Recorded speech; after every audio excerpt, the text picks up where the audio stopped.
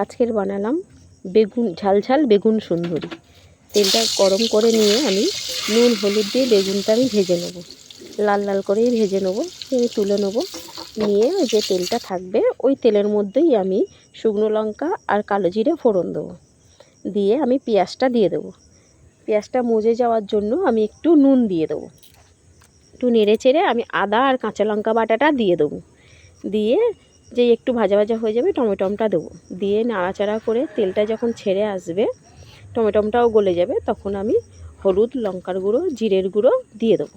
দিয়ে নাড়াচাড়া করব, করে তেলটা যখন ছেড়ে আসবে আমি তখন অল্প করে ওই পরিমাণ মতো, যাতে বেগুনটা একটু রসালো হয় তেমন সেইটুকুনি আমি জল দেবো।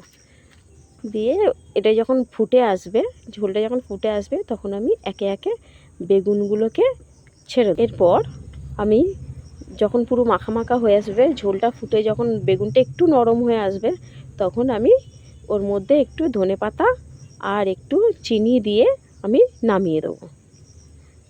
রেডি হয়ে গেল আমার বেগুন সুন্দরী। কেমন